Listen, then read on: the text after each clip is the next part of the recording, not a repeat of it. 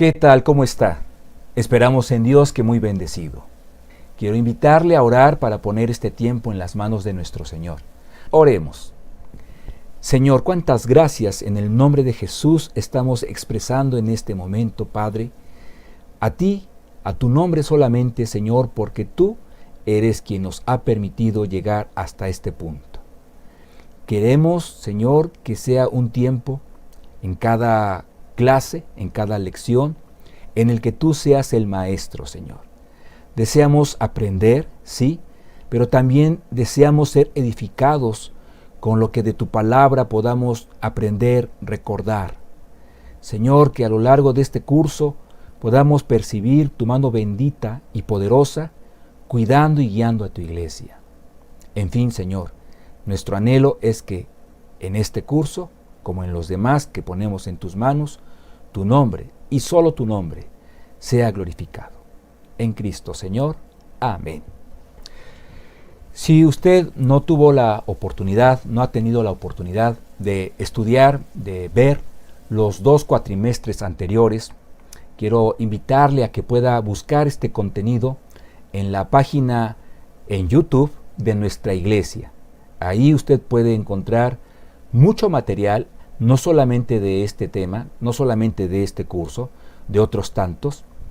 Está disponible de manera gratuita para la edificación del cuerpo de Cristo. En este espacio, es decir, en esta página, YouTube, estamos hablando de la página de Torrefuerte, usted va a encontrar el primer cuatrimestre en el que tuvimos la oportunidad de desarrollar el periodo en el que la iglesia fue formada, fue establecida, fue consolidada por el poder del Espíritu Santo, la iglesia en el periodo del Pentecostés. También en ese mismo cuatrimestre estuvimos viendo cómo la iglesia empezó a sufrir una persecución, la iglesia perseguida, la etapa de la iglesia perseguida. En un segundo curso pudimos ver juntos también el periodo, 2 periodos, el periodo en el que el Imperio Romano, permitiéndome la expresión, se filtra en lo que son enseñanzas prácticas de la iglesia en la etapa imperial.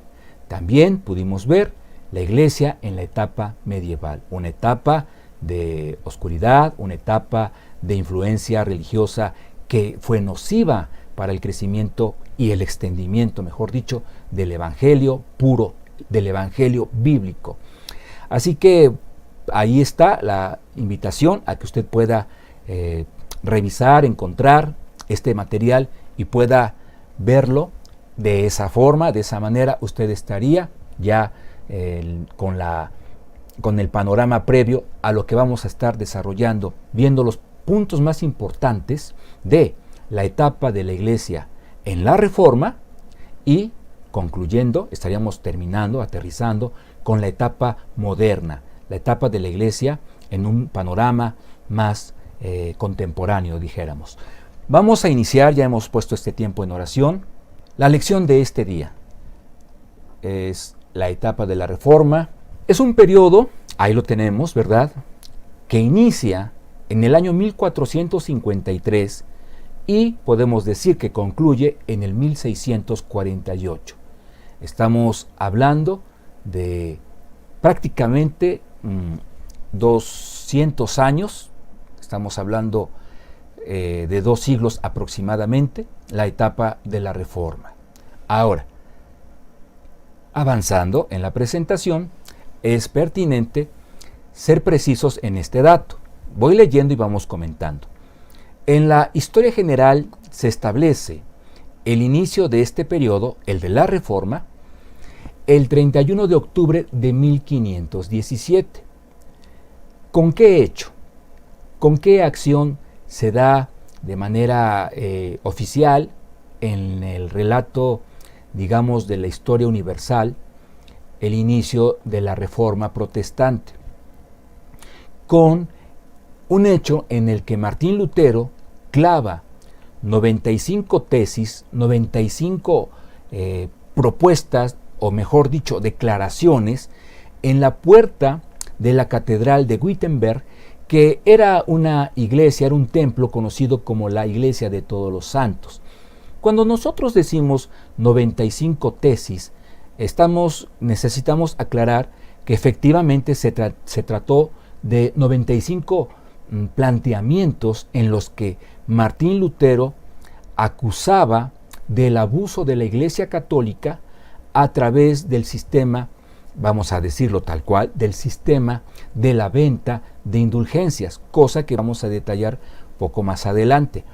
Básicamente esa es la esencia, ese es esencialmente el contenido de estas 95 tesis. Ahí tenemos en la ilustración un dibujo que representa a Martín Lutero clavando este documento largo, exhaustivo, 95 tesis en contra del catolicismo romano, mientras mucha gente presenciaba este acontecimiento, que hemos de decir, no fue un acontecimiento repentino, ya había un movimiento muy fuerte previo a este acontecimiento tan importante que da, como hemos dicho, de manera oficial el arranque de la reforma protestante. Aclaremos, hemos marcado con la caída de Constantinopla la conclusión de la etapa medieval. ¿En qué año o de qué año estamos hablando? Tenemos el inicio, continuando con la lectura, tenemos el inicio de las protestas de la Reforma en 1453. ¿Qué es lo que queremos decir? La caída de Constantinopla realmente viene a dar un impulso a las protestas en contra del catolicismo romano. Desde ese entonces, por eso decimos que sí, en ese hecho de Martín Lutero clavando las 95 tesis, año 1517, tenemos el arranque oficial de la Reforma. Sin embargo, las protestas en contra de la Iglesia Católica fue mucho tiempo atrás, mucho antes. Las protestas, continúo con la lectura que tenemos enfrente, las protestas se fueron desarrollando mucho tiempo atrás con líderes de una gran influencia teológica, como quienes, como John Wycliffe y Jan Hus. Recordemos que la conclusión, o prácticamente la conclusión del curso anterior, tuvo mucho que ver con lo que estos hombres estudiaron y enseñaron en torno a el verdadero evangelio de Jesucristo, un evangelio que había sido hecho a un lado por parte de la Iglesia oficial, de la Iglesia Católica.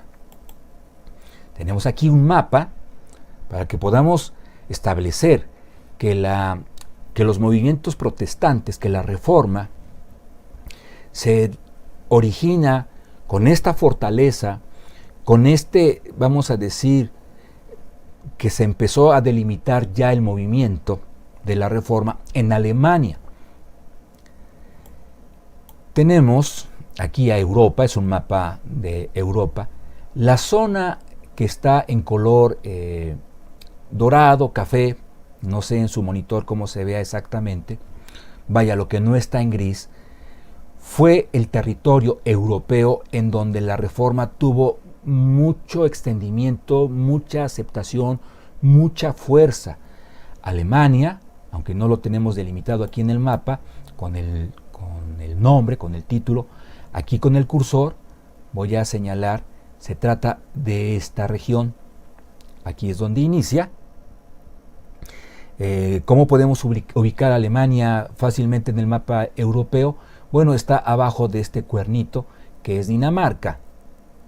Entonces, vea usted toda la zona en donde tuvo una fuerte influencia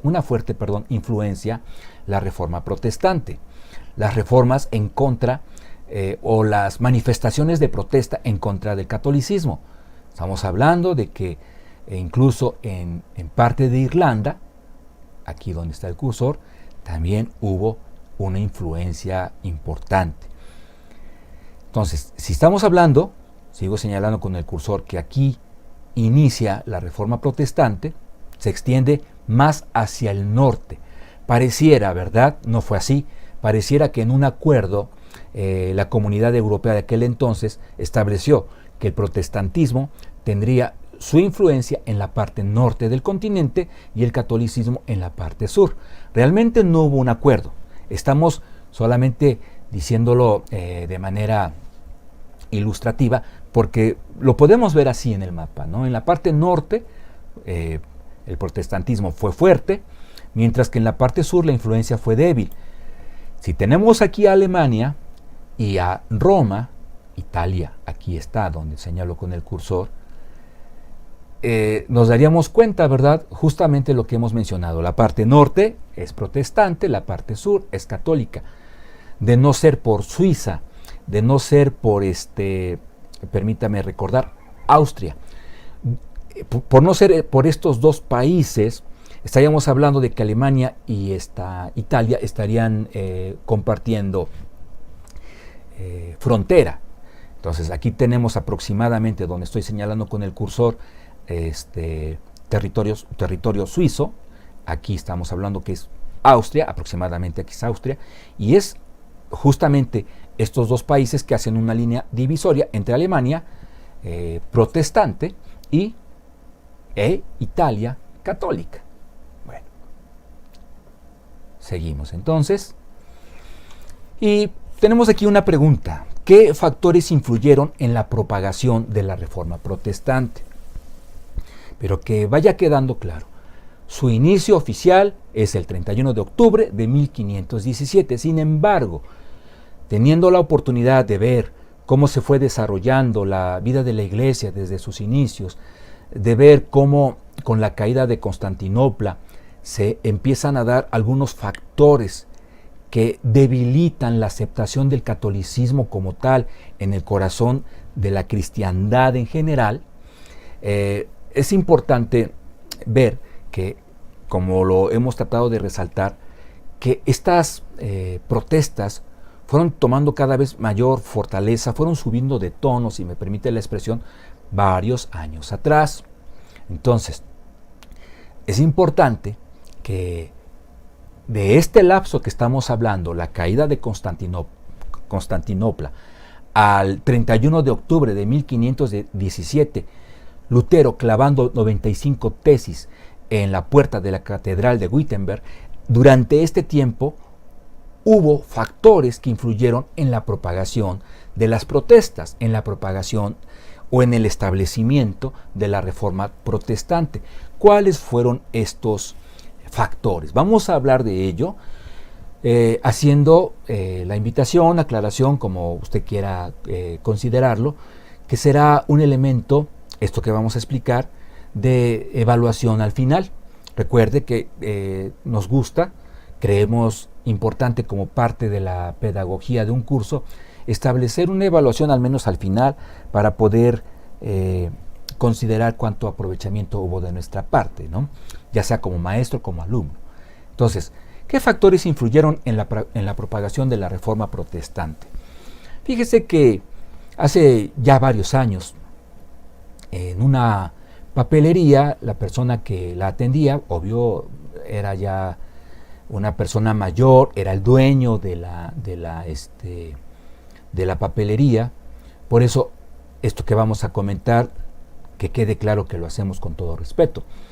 Muy probablemente la persona, por la edad que tenía en ese entonces, tal vez ya no esté viva. Con mayor razón, subrayo, esto lo decimos con respeto.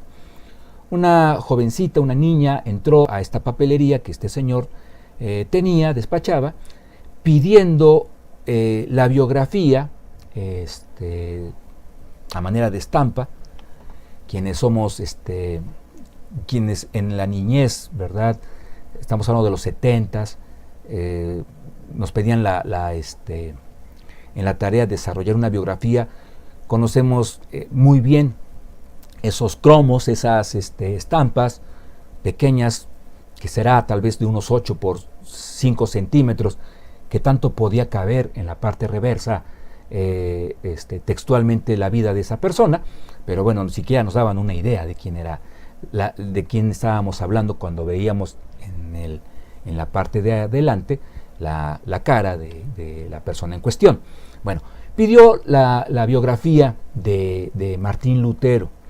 Y entonces este señor, mientras buscaba y despachaba la biografía, la estampa, el cromo, no recuerdo bien el nombre exacto, pero bueno, usted me está entendiendo, dice, sí, Lutero, claro que sí, aquí la tenemos, el que quiso ser papa, pero como no le dieron, él así lo dijo, ¿verdad? No le dieron chance de ser papa, pues que protesta y que se inicia la reforma protestante. Bueno, para empezar hemos de decir que era un mal vendedor, porque pues ya le estaba dando al menos su propia versión de quién fue Martín Lutero, y ya no tenía caso que la niña comprara esa información, ¿no? Porque pues ya, según esto, ya la tenía. Pero así fue el argumento de esta persona, católica, claro. Así lo dijo, así se lo enseñaron, así lo leyó, así lo comprendió, así lo asumió, así lo exclamó, así lo defendió, no sé por cuántos años, y así como él, muchas otras personas. Martín Lutero quiso ser papa, no se le permitió lograr tal pontificado, tal liderato, y entonces, en protesta, él inicia una revuelta en Alemania, en contra del papado, inicia un movimiento rebelde. Pues mire, si así fuera, claro, nos damos cuenta, incluso con la historia, con el apoyo que da la historia universal, que no es así. Si así fuera, pues damos stop a esta clase, incluso al curso. No fue así, realmente no fue esta la motivación. Pero si estamos comentándolo es por lo siguiente. Se emplea una forma de argumentación, esta es un ejemplo de ello, en contra de Lutero y por ende de todo el desarrollo posterior a este hecho que él emprende, las 95 tesis. Si nosotros desacreditamos a Lutero, nuestra mente nos juega, nos traiciona, y entonces nosotros, tal vez de manera natural, vamos a desprestigiar, si la imagen de Martín Lutero está desprestigiada, el resto, en este caso del movimiento, que él no emprende a título personal. Hubo hombres, varios por cierto, que ya antes habían manifestado su repudio a las enseñanzas, a los abusos católicos. Entonces, cuando nosotros desprestigiamos la intención con la que se hace algo, cambia el panorama por completo. Le voy a dar un ejemplo. Piense usted en el favor más reciente que haya usted recibido, sobre todo o siempre y cuando se trate de un favor no muy grande. Es decir, si le regalaron una casa, no piense en algo de esa magnitud. Algo más común. Vamos a hablar de que tal vez alguien le ayudó a poner la bomba en su casa, algo más o menos de ese nivel de trivialidad. Piense usted en un favor que recuerde con cierto cariño, con cierto aprecio, con cierta admiración. Bien, ahora que ya pensó en ese favor, ¿qué sucedería si alguien, con argumentos, le demuestra que esa persona que le hizo a usted ese favor, lo hizo porque obtuvo un beneficio al haberlo hecho, incluso tal vez hasta de carácter económico? Fíjate que mi vecino me lavó el coche. ¿Y tú no sabes por qué lo hizo? Pues entiendo que porque me estima y me quiso hacer un favor. No, lo que pasa es que él se tomó una fotografía lavando tu coche porque la primera persona que llegara a la estación de radio X con una fotografía lavando el coche de su vecino iba a ganarse un premio de 300 pesos. Entonces, ese favor para usted ya toma otra categoría por completo. Entonces, si nosotros consideramos a Martín Lutero motivado por la ambición de tener un pontificado, de convertirse en papa, todo el movimiento de la Reforma tendría un desprestigio ante nuestros ojos. Diríamos, bueno, al final de cuentas se trató de una lucha política guión religiosa, o religiosa guión política, daría lo mismo. Pero no es así.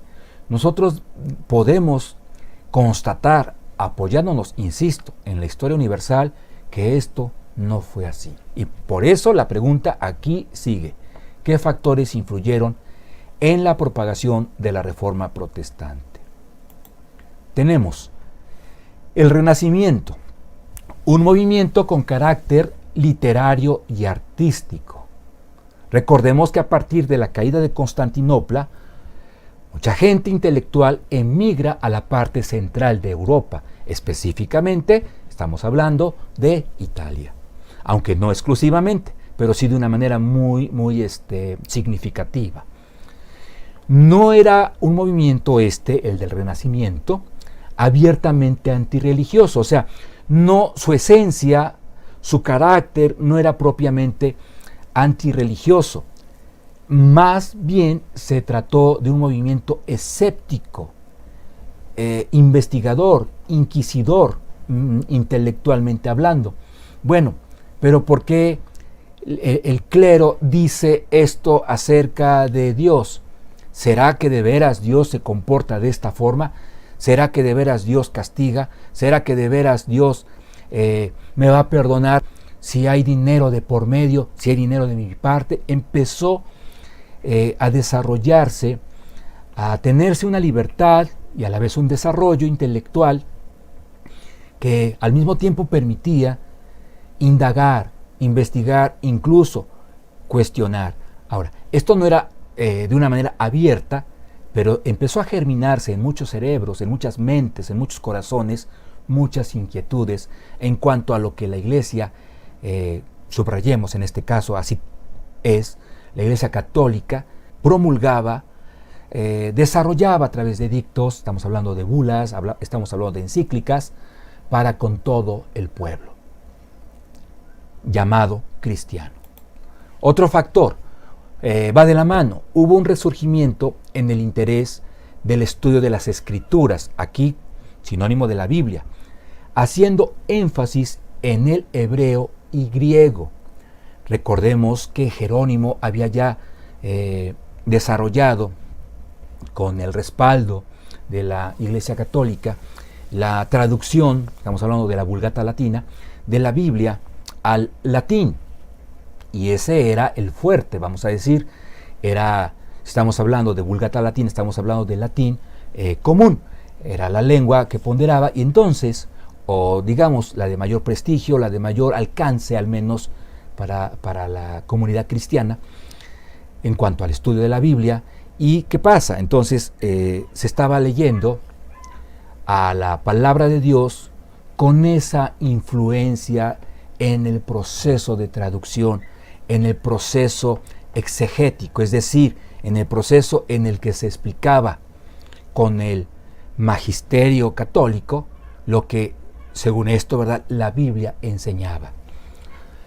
Por eso es que tenemos aquí, ¿verdad?, del lado izquierdo, hebreo, del lado derecho, latín. Estamos hablando de la carta del apóstol Juan. Tercer factor, o un tercer factor, no que necesariamente uno sea más importante que el otro, o cronológicamente. Bien, el tercer factor que tenemos aquí es la invención de la imprenta. ¿Qué tenemos? 1440, cuando en otras partes se menciona 1450, otros 1460. Lo que pasa es que el invento de la imprenta difícilmente puede ser catalogado en un momento específico. Por Johannes Gutenberg, nosotros tenemos en 1440 el embrión de todo lo que implicó el invento de la imprenta. Se fue perfeccionando. Él, con los tipos móviles, estamos hablando de las letras movibles, le dio cabida al invento de la imprenta. De hecho, a él oficialmente debe atribuírsele de principio a fin el invento tal cual de la imprenta, aunque obviamente hubo personas que se involucraron y fueron de alguna forma también generando aportación, pero a él se le atribuye de manera justa, plena, el invento de la imprenta, pero señalemos sí que desde 1440, con los tipos móviles. Entonces, ya se tenía la oportunidad de una distribución ágil y cada vez más oportuna de la palabra de Dios. De hecho, fue la Biblia, el primer libro que se imprime en este invento. D. El fortalecimiento de un sentimiento nacionalista en las iglesias. Por eso quisimos emplear este mapa, en donde me llamó mi atención que cada país, en lugar de tener su nombre como típicamente se hace en un mapa, se coloca la bandera. Y eso como que nos ayuda en un solo golpe de vista ver el mosaico tan diverso que podemos encontrar en Europa. Vamos a hacer una recapitulación. ¿Cuáles son los factores? El Renacimiento, su surgimiento. Hubo un resurgimiento también en el interés de la Biblia en sus lenguas originales, hebreo, griego, obvio, arameo también. La invención de la imprenta. Entonces ahí tenemos como a manera de cadenita, la gente empieza a interesarse, a leer más, a interesarse por las ciencias, a desarrollar el intelecto. Involucrado en ese proceso, el estudio también concienzudo de la Biblia, todo esto fortalecido gracias al invento de la imprenta que ayuda a difundir todo este conocimiento de manera escrita, ya no solamente de manera verbal, o mejor dicho, oral, verbal también es escrito. Las copias aquí tenían que ser a mano, lo cual hacía que el proceso fuera un poquito más tardado. Entonces ya cuando se inventa la imprenta, esto empieza a difundirse con mayor agilidad, con mayor oportunidad, y entonces en este factor es donde queremos nosotros desarrollar una idea que se nos estaba pasando. Cuando se empieza a contemplar con estos tres factores, insistimos, cómo es que la Iglesia Católica empieza a ser descubierta en sus procedimientos, en sus objetivos, las naciones, permítame expresarlo de esta forma, quieren sacudirse esa influencia, esa sombra de autoridad que trata de imponer en cada país europeo, con la inercia de un imperio. Aquí ya no lo hay, aquí es Suiza, aquí es Alemania, aquí es España, aquí es Francia, y aquí cada quien se entiende como quiere entenderse. Entonces, ese sentimiento nacionalista empezó a debilitar ante el ojo de la cristiandad, pues una hegemonía que hasta ese entonces la Iglesia Católica había instituido, había implementado, había implantado en territorio europeo. Ahora sí, a manera de resumen, tenemos que todo esto generó una mezcla muy interesante.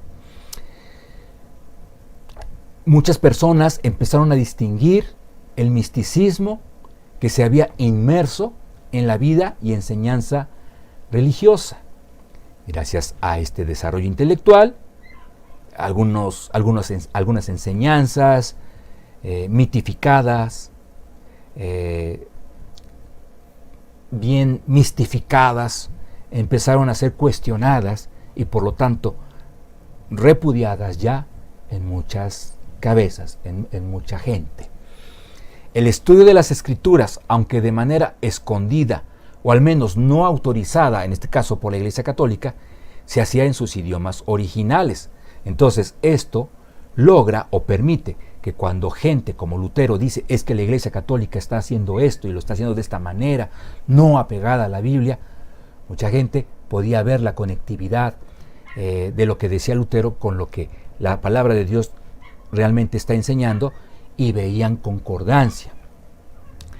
Y finalmente, ¿verdad? Dice, se podía hacer no de manera masiva, pero sí amplia, como hemos dicho, gracias a la distribución que se lograba con la impresión, no solamente de la Biblia, sino de mucho otro contenido intelectual. Todo esto condujo un deseo de sacudirse los abusos de autoridad por parte de la Iglesia Católica. Paralelo a todo esto, se desarrollaba cada vez con más fuerza un proyecto. Este proyecto ya había iniciado, pero aquí, paralelo a todo esto que hemos mencionado, este proyecto estaba tomando mucha fuerza y quería aumentar su fuerza. ¿De qué proyecto estamos hablando? Ahí lo tenemos. Lo tiene usted a la vista. Se llama Basílica de San Pedro. Sí, se trata de una construcción majestuosa, pero también la podemos contemplar como un monumento a todo lo que vamos a mencionar en este momento. Un monumento, al final de cuentas, es un documento, es una construcción, ¿verdad?, que desarrolla toda una historia atrás de él. ¿Y cuál es la historia atrás de este templo? Bueno, el Papa León X quería terminar la construcción de la Basílica de San Pedro. La basílica, había iniciado su construcción en el año 1506, antes del estallido de la Reforma Protestante, y concluyó en 1626. En ese periodo es que termina. Por eso decíamos que de manera paralela. Juan Tetzel fue el fraile encomendado para dirigir toda una estructura recaudatoria. Dicho sanamente, realmente organismos como el SAT, o sea, cualquier mecanismo recaudatorio, ¿verdad?, envidiaría la eficacia de este sistema que desarrolló, en este caso estamos hablando de, siendo más específicos, Juan Tetzel. Él es el encomendado por el Papa León X para dirigir toda una estructura recaudatoria. ¿Con qué fin? Para contar con los recursos económicos. ¿Cuál fue la dinámica? La oferta, y así tal cual hemos de decirlo, la oferta de indulgencias. O sea, se pusieron de oferta las indulgencias. Así, tal cual. Cuando hablamos de indulgencias estamos mencionando que son certificados que le otorgaban a usted el perdón de sus pecados. Cheque esto. La confesión, arrepentimiento y penitencia, tres factores fundamentales en la vía sacramental por parte de la Iglesia Católica, podían esperar para otra ocasión. O sea, de tajo quedaron fuera de esa necesidad hoy muy impuesta por parte del catolicismo. Hablando de la vía sacramental, en el catolicismo usted tiene que observar estos 7 procesos, estos 7 sacramentos, para poder hablar de una salvación. Entonces, durante todo este tiempo, y vea de cuántos años estamos hablando, este proceso fue como puesto en pausa, en stand-by, o como quiera uno decirlo, pero ya no tuvo, curiosamente para ese entonces, la misma relevancia que después o antes había tenido. Hubo un paréntesis en el que usted podía aprovechar la oferta. Ya no había necesidad tal cual de una confesión, de un arrepentimiento y mucho menos de una penitencia. No solo, sigo leyendo, no solo los pecados personales, sino los de los familiares fallecidos. O sea, para un católico la oferta era tentadora, si lo analizamos tranquilamente. Esta campaña recaudatoria tenía su eslogan. Al final de cuentas, como toda campaña, ¿verdad?, a esta no le podía faltar su eslogan, y ahí lo tenemos. Tan pronto como la moneda, tu moneda, mi moneda, suene en el cofre, tan pronto haga clean, el alma de su amigo, de su familiar, de su tío, de la persona en cuestión, ascenderá del purgatorio al cielo, con esa velocidad, así de automático.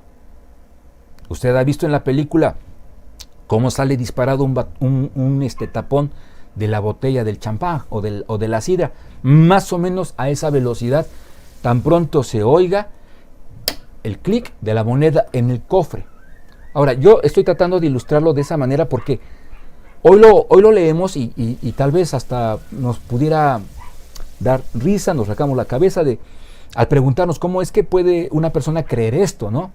Aún dentro del mismo círculo católico. Bueno, pues realmente así se logró. Así se logró la construcción de este templo que hoy la Iglesia Católica ostenta, incluso más allá de la Basílica de Juan de Letrán, que es oficialmente, vamos a decir así, que la Catedral de Italia, de Roma, para ser más específicos. Es aquí en donde la mayor parte de las homilías por parte del Papa en turno se desarrollan, se llevan a cabo. Digamos que viene siendo la sede del catolicismo romano. Pues ahí está, la sede oficial del catolicismo romano es un monumento a una campaña que se desarrolla durante muchos años en los que se le dice a la gente: ¿quieres estar bien con Dios? Mira, apoya a la obra de la construcción de este templo en el que se enseña la palabra de Dios. Es el mismo Papa el que enseña ahí. Y entonces, ¿cómo Dios no te va a tomar en cuenta esta aportación económica si estás contribuyendo a la extensión de las enseñanzas de la Santa Madre Iglesia? Entonces, pues la Iglesia, los miembros de ella, pues se sentían motivados y decían: entonces, ya incluso mi abuelita va a poder salir del purgatorio. No, pues que sí, pues va. Y que vuelvo a pecar, pues no importa, sacamos otro billete, otra moneda para ser más exactos, y ya, el problema estaba resuelto. Lo digo tal vez de una manera muy simple, pero realmente el proceso así fue. El pueblo católico, sigamos leyendo, aquí tenemos un comentario a raíz de todo esto que hemos mencionado. El pueblo católico al que respetamos y amamos en el Señor, y lo digo o lo decimos en serio, cuando se dirige a los cristianos no católicos romanos, comúnmente lo hacen de una manera despectiva.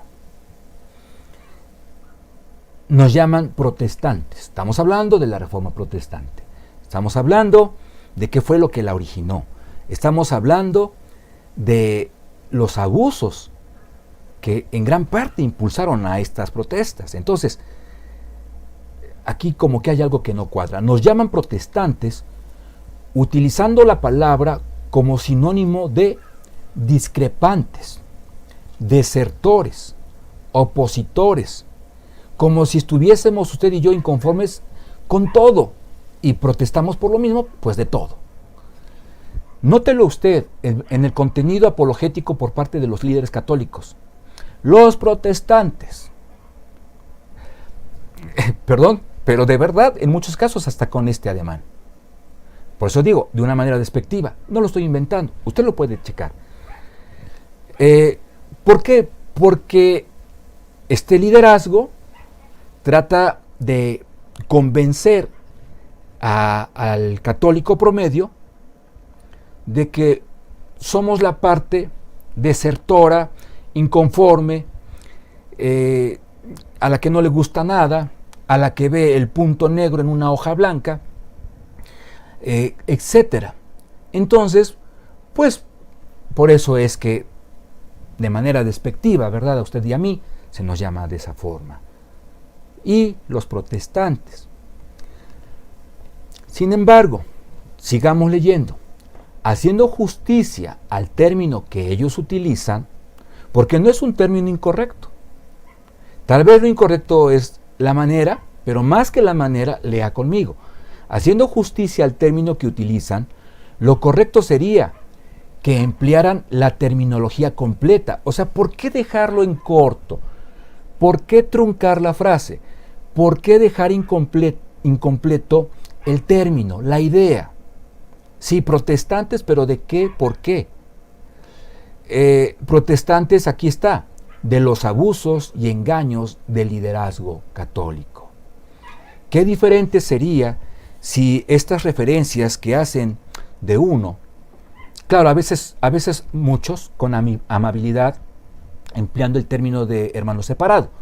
Pero hablando de liderazgo, de esos apologetas, ¿verdad?, que experimentan cierto temor de que la Grey católica empieza a debilitarse en su número, hacen esa expresión los protestantes. ¿Por qué? Esta es la pregunta. ¿Por qué no terminan? ¿Por qué no dejan completa la frase y dicen, como los que protestan de los abusos que el clero hizo durante más de 100 años en contra de sus mismos feligreses? Entonces, el panorama sería distinto. Créanmelo, ya sería muy diferente. Incluso me atrevo a pensar que dejarían de llamarnos así. El inicio de la Reforma protestante lo podríamos dividir entonces en esta secuencia. Estamos ya para terminar. Es la tercera y última parte de esta lección. El inicio de la Reforma protestante podemos esquematizarlo en 7 puntos. Vamos a ver de cuáles puntos estamos hablando. Son cosas que vamos a desarrollar, algunas de ellas muy importantes, con más detenimiento en clases más adelante. Pero ahora nuestro deseo es que usted tenga el esquema, el panorama, lo más completo y preciso posible. 1. La Iglesia Católica Romana, sin una expresión de protesta, desarrollaba cómodamente un liderazgo involucrando el abuso y el engaño doctrinal. Primer paso. O sea, no puede haber una protesta si no hay una acción de la cual se va a protestar. Bueno, pues es esto. 2. Líderes con una gran influencia teológica se pronunciaban en contra de ello. Martín Lutero, uno de tantos, me refiero a que no el único, no el primero. Martín Lutero, sí uno muy importante, Martín Lutero logra generar una acción concreta y de alto impacto. De ahí que siempre lo tengamos presente como el precursor. Una acción concreta, muy específica, de alto impacto. Otros tal vez fueron más tímidos. Él actuó de una manera muy frontal. Afronta a la Iglesia Católica, la confronta, clavando 95 tesis. Confronta de esta forma oficialmente al clero romano. 3. El liderazgo romano trató de persuadirlo para que Lutero desistiera en sus esfuerzos. Entonces no hay tal que Lutero hubiera querido ser papa, porque en este punto hubieran llegado a un acuerdo Lutero y el clero romano. ¿Sabes qué? Terminando este papa, sigues tú. Mantente con salud para que estés vivo cuando eso suceda. No hubo cosas así. El liderazgo romano trató de persuadirlo para que Lutero desistiera de sus esfuerzos o en sus esfuerzos. 4. Martín Lutero no acepta traicionar la verdad bíblica. Es esta la secuencia. Vamos al 5.º punto. Obvio, entonces Lutero es excomulgado. Estamos hablando 3 años después de este acontecimiento, 31 de octubre del 1517, 1517. 1520 entonces es excomulgado. 6. Lutero no da valor alguno a este acto de excomunión. Tan firme estaba en la verdad de Cristo que le importó poco lo que estaba sucediendo. Entonces, aquí tenemos un elemento más, un argumento más, si quiere usted verlo de esa forma, en cuanto a lo que ya Jesucristo había había logrado, había hecho en el corazón de Martín Lutero. No digo conseguido porque es como si hubiera sido a través de una lucha o un esfuerzo. Cuando el Señor toca una vida, lo hace de manera soberana. Entonces, Jesucristo toca la vida de Lutero de una manera determinante, tanto que a este gran hombre de la Iglesia de Jesucristo no le importa ese acto de excomunión. E incluso llama a esta bula papal, en donde se les excomulga, como la bula execrable del anticristo. Vea el valor, el denuedo con el que él emprende esta reforma. Incluso la quema. O sea, el Papa le dice, ¿sabes qué? Pues con este documento digo que tú ya no eres depositario de los beneficios de formar parte de la única y verdadera Iglesia de Jesucristo. Entonces Lutero toma la bula, dice, vamos a quemarla porque para mí esto no tiene ninguna validez espiritual. Execrable significa inadmisible, condenable, no podía ser admitida en su mente, en su corazón, como algo de lo que pudiera él temer, a sabiendas de que su vida iba de por medio. Y terminamos con esto, el punto número 7. En el año 1521, o sea, un año después, es convocado ante la Dieta en Worms. La Dieta era algo así como un concilio en el que se involucraba gente de la política y gente de la religión católica. Recordemos que esa amalgama siempre ha existido. Con un salvoconducto por parte de Carlos V. ¿Sí? Así recordamos este acontecimiento. Tenemos aquí a quien representa a Carlos V, aquí abajo al Papa y aquí a nuestra derecha a Martín Lutero. Entonces ahora sí ya la podemos contemplar un poquito más en panorama y vamos a leer el último punto. En 1521 es convocado, insisto, ante la Dieta en Worms, con un salvoconducto por parte de Carlos V, del emperador, del rey, siendo exactos. Acepta ir. Y cuando se le pregunta si quería aprovechar este escenario para tomar esta oportunidad para retractarse de todos estos hechos, él dice, vale la pena ampliarlo. Aquí estoy, no puedo hacer otra cosa, que Dios me ayude. Amén. O sea, él no se retracta.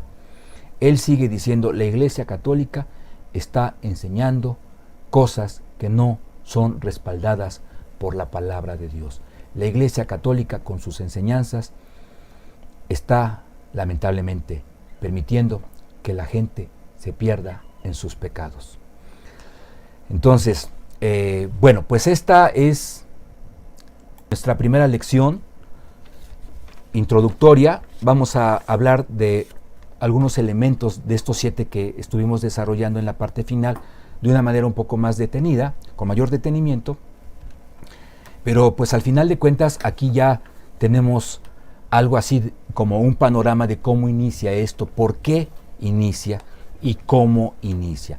Más adelante, con la bendición de Dios, si Dios nos los permite, vamos a estar involucrando en el relato histórico aspectos teológicos. Vamos a darnos la oportunidad de hablar un tanto acerca de las 5 solas. Estamos hablando de Martín Lutero, entonces tenemos también que dar espacio, dar cabida a los aspectos teológicos.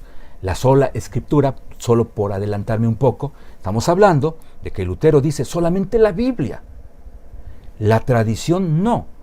No podemos establecer que la tradición nos va a ayudar a interpretar a la Biblia cuando la Biblia sola se interpreta y nos dice lo que Dios quiere para vivir esa vida que Dios quiere para el hombre, que Dios quiere para sus hijos, que Dios quiere para su iglesia, que Dios quiere para usted y para mí. Muchísimas gracias por su tiempo. Vamos a orar y terminamos. Señor, en el bendito nombre de Jesús, te damos gracias por este tiempo. Gracias, Señor, porque estamos arrancando un curso que ya está en tus manos. Esa confianza la tenemos, Señor, y queremos pedirte una vez más, humildemente, que sigas adelante, que sigas al frente de todas estas clases, de todo este tiempo. En Cristo Jesús. Amén. Que Dios le bendiga muy, muy ricamente.